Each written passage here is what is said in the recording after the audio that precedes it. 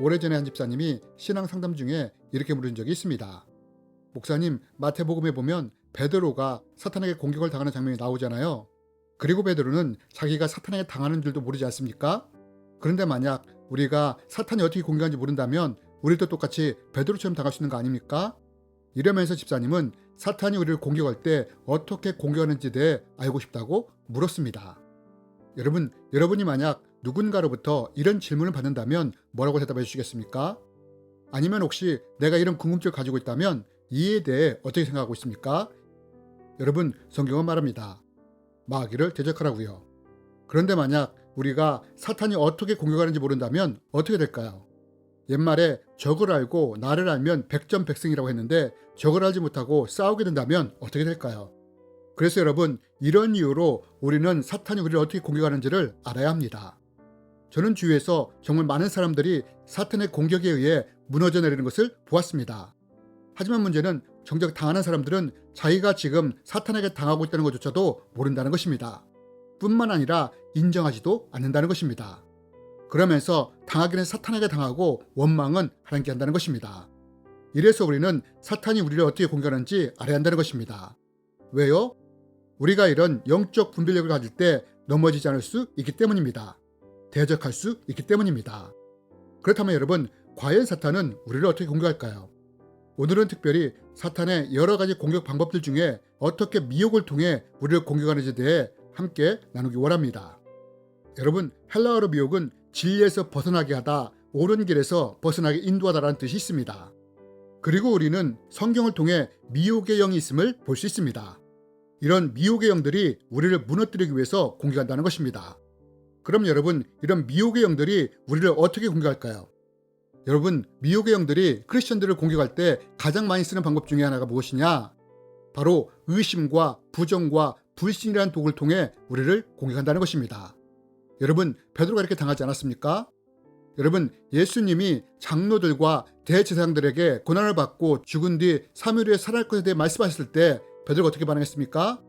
성경은 말합니다. 베드로가 예수를 붙들고 항변하여 이르되 주여 그리마옵소서, 이 일이 결코 주께 미치지 아니하리이다.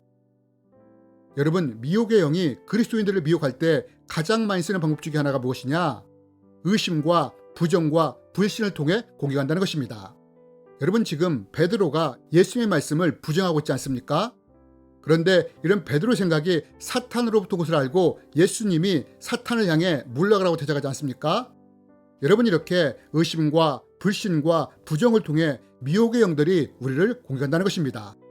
뭐? 말씀으로 세상이 창조됐다고? 뭐? 홍해가 갈라져서 사람이 건넜다고?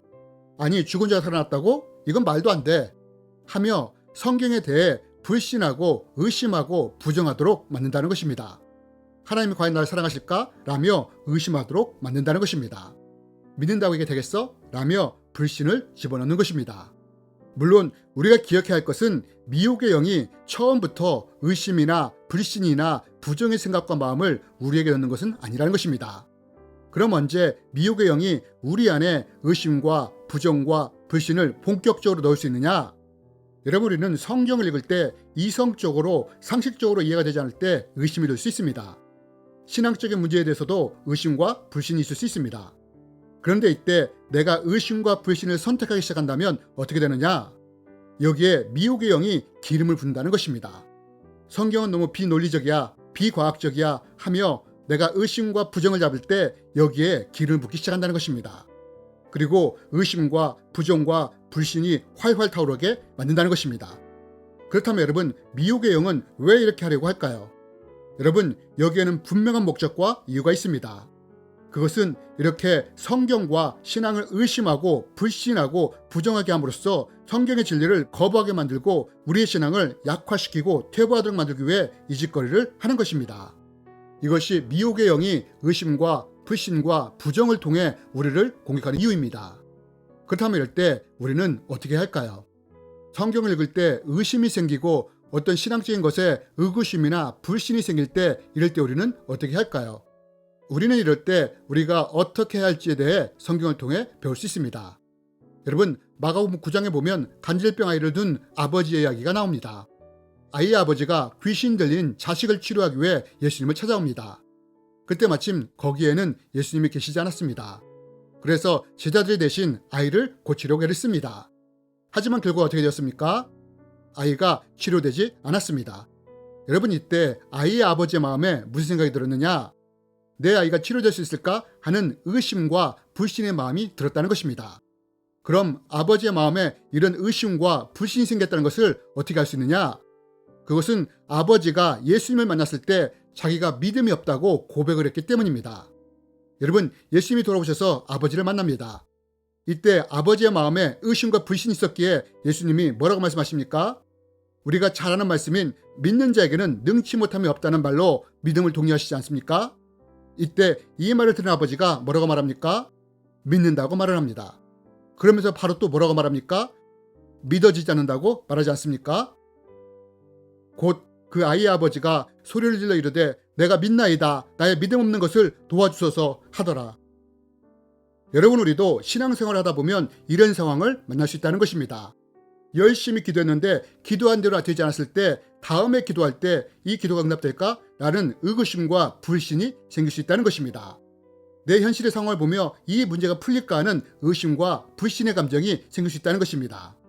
성경을 읽다 보면 과연 이게 진짜일까? 라는 의심이 들 수 있다는 것입니다. 여러분, 이런 생각은 누구나 들 수 있는 것입니다. 여러분, 아이의 아버지도 제자들이 자기 자신을 고치지 못하는 것을 보면서 이런 생각과 마음이 들지 않았습니까? 그런데 여러분, 우리가 여기서 아이의 아버지를 통해 배워야 할 것이 무엇이냐? 아버지가 의심과 불신이 생기면서 제자들도 안 되는데 예수님이라고 되겠어? 하며 돌아선 것이 아니라 나의 믿음 없음을 도와주셔서 하면서 오히려 더 예수님 앞으로 나갔다는 것입니다.